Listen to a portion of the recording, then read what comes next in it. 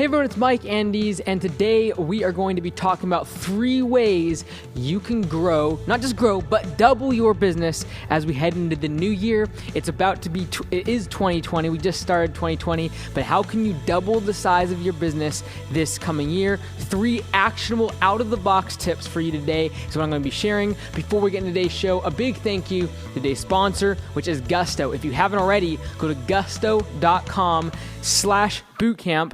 Use that link for a special offer for 90 days. You can try out their software. Right now, you're probably getting your W-2s together for your employees. You're trying to get everything, collect all that information.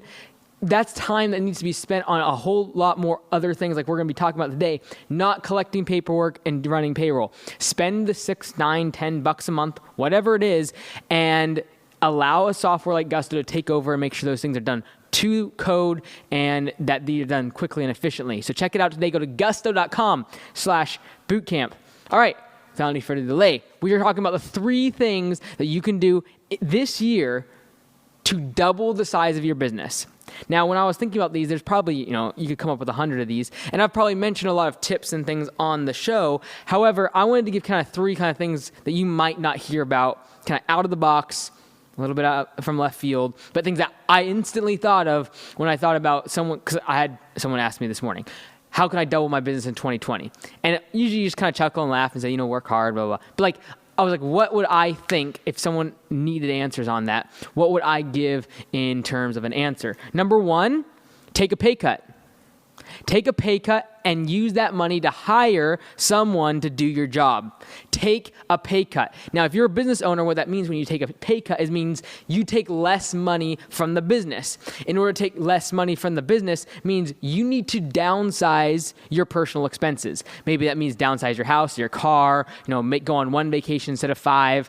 Whatever it is, you downsize your personal lifestyle in order to take less money away from the business. Keeping money in the business allows you to grow the business, okay?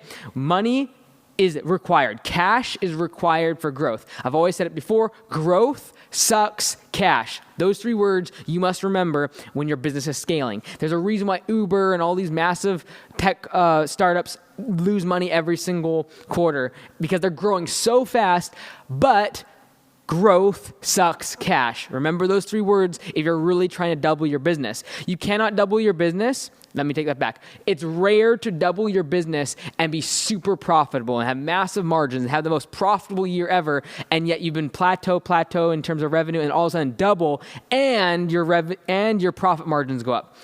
That can be luck. That could be, market trends. A fad comes along and somehow you're in the middle of it. But if you're actually going to be inputting more something, and if you want to double the output, the sales, the revenue of your business, there's got to be more input. Okay, unless something like I just mentioned out of the blue happens, if you actually want to be governing the scalability and the growth of your business and you want to double it, you're going to have to increase the inputs into the business.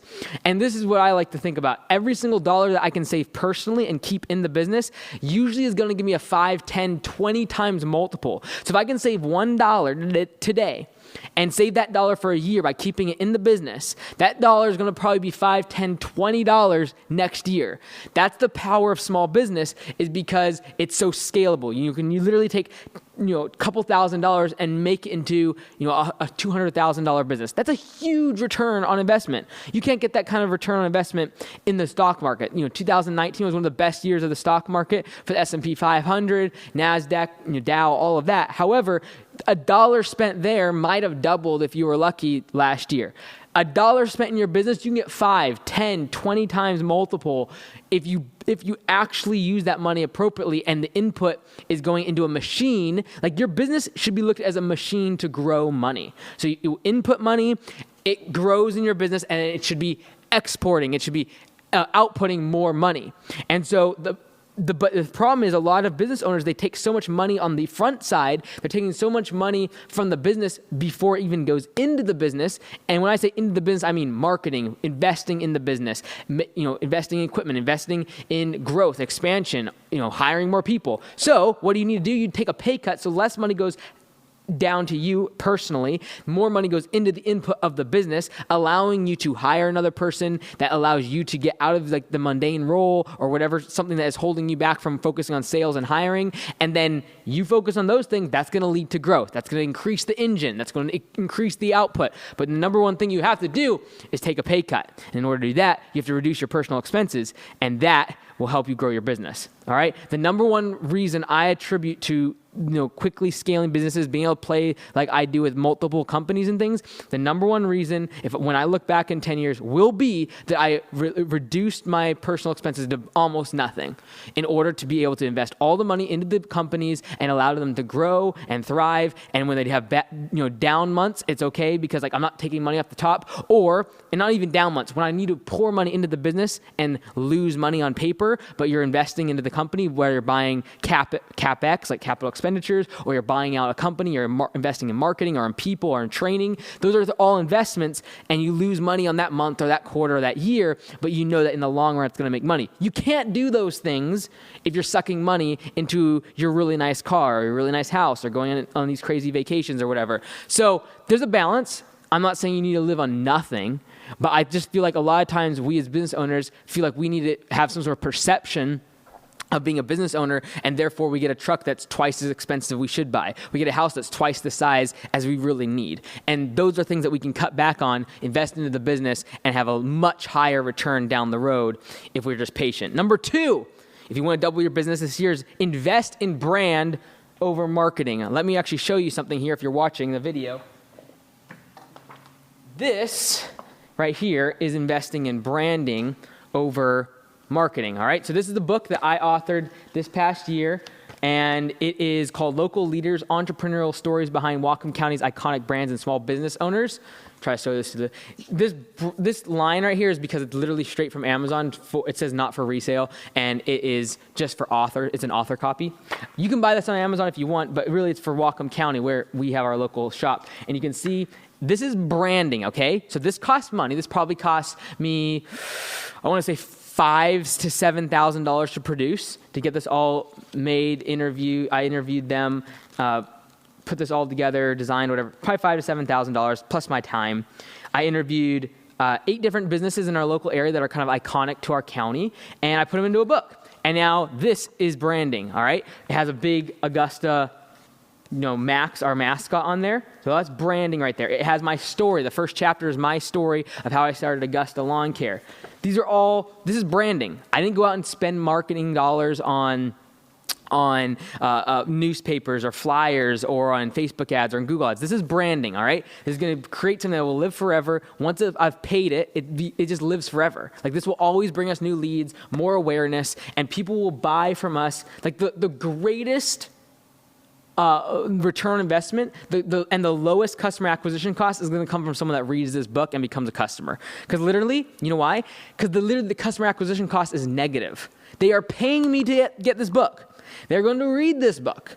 I'm going to make money on buying this book than when they buy this book. And then I'm going to make more money when they come to Augusta because of the branding behind the book. Okay? So instead of spending money all the time on marketing and getting in return for dollars, a click, or in return for dollars, a phone call, try to do things that are more branding. Now, you say, well, I'm not going to write a book. Okay, there's other ways that you can do branding in your local market. If you're a local business, you can do things in your local community that are more branding. There's guerrilla marketing, but also more branding things. For example, you can have a show. You can start a video channel. You can start showing behind the scenes of your business. You can use your social media as a way to create brand and share everything about your industry and bring on industry professionals and start a podcast about it. You can use your website to show all about the behind the scenes and the process of making your product or your service. These are all ways to do branding.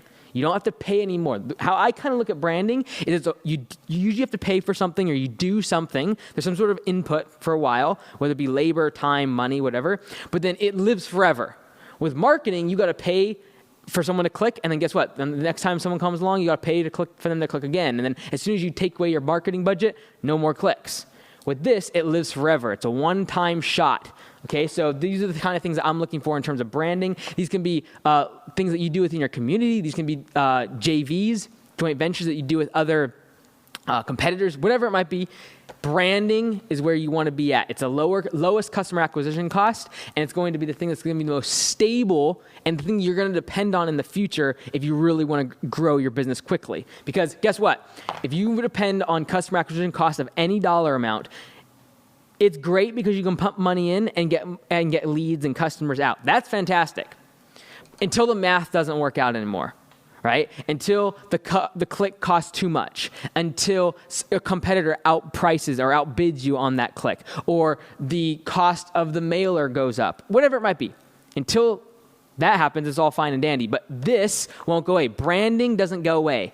Branding lasts forever. So invest in brand over marketing. And the reason I talk about that, I don't think you should be 100% branding, but maybe do 20% branding and 80% marketing. If you're looking at your budget you're going to spend to bring in new business, think about, okay, if I spend 20% of that $100,000 on creating some sort of image or website, or creating some sort of personal brand or brand around the business and the company and behind the scenes and bringing on industry leaders, what can I do to create a brand around my business?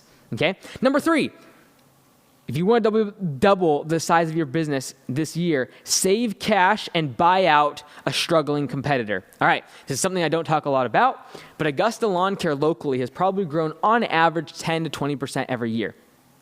The big jumps, though, everyone's like, well, no, it hasn't because it's been like 5 years and it got really fast to where you were at. But what happened is that the big jumps were acquisitions. Like literally, we've done 3 acquisitions, and I'm going to be talking a lot about them at Landscape Summit because we just finished our 3rd and biggest acquisition that we've ever done on landscaping. I've acquired the gym and things, but I'm talking about landscaping companies. We've done 3.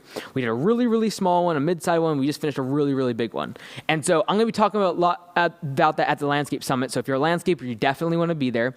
But this is something you got to be thinking about. If you're saving cash, and remember, this goes back to kind of number 1, is that take a pay cut, like reduce your personal expenses so that you can keep the money in the business. The reason you want to do that is save cash now when everyone's doing great and wonderful and you have tons of money coming in. All your competitors are doing fantastic. Barriers of entry are low. People can get money all day long from banks, all of that. Save your money and then wait for a rainy day. Wait for your competitor to hit retirement. Wait for them to come into some sort of issue and they have to get out of the business. And there's some sort of problem that makes they're going to sell it for pennies on the dollar.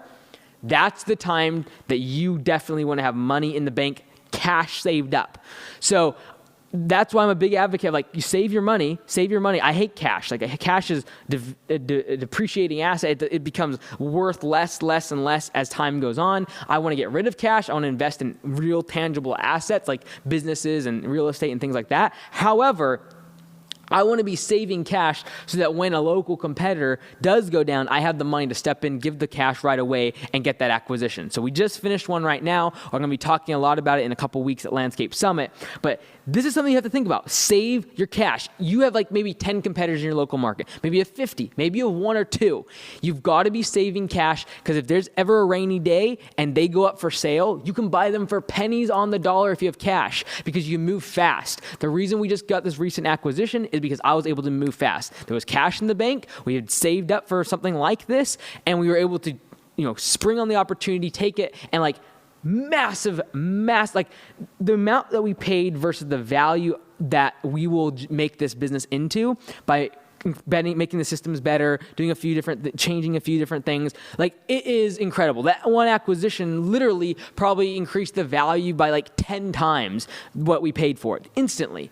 And we would not be able to do that if we didn't have cash in the bank. So save your cash, get ready for a rainy day because that's the time to buy your competitor out. And that's the time you can make big jumps of revenue and easily double your business. That one acquisition will be probably 50%, if not more than 50% increase in our business locally at Augusta Lawn Care. All right, number 1 was take a pay cut and hire someone to do your job, which will allow you to focus on the things that actually move the needle, which is hiring and it is just getting more sales. That's what you got to be focusing on, whether it be marketing, branding, all those things. If you're not focusing on those things, take a pay cut, use that money to then go hire someone to do the jobs that you should not be doing. Number 2, invest in branding over marketing. Not 100%. Maybe you've only ever done marketing. Maybe you've only done advertising, but start investing in branding because it is the thing that is going to pay dividends in the long run. Number 3 is save cash and get ready to buy out a struggling competitor because you can make massive leaps and bounds in revenue, in talent acquisition, in brand, in size and scope of your footprint in your marketplace and in your industry. This is the place you've got to be. These are the three things you must do to double your business. Thank you so much for watching. I'll see you next time. Be great, because nothing else pays.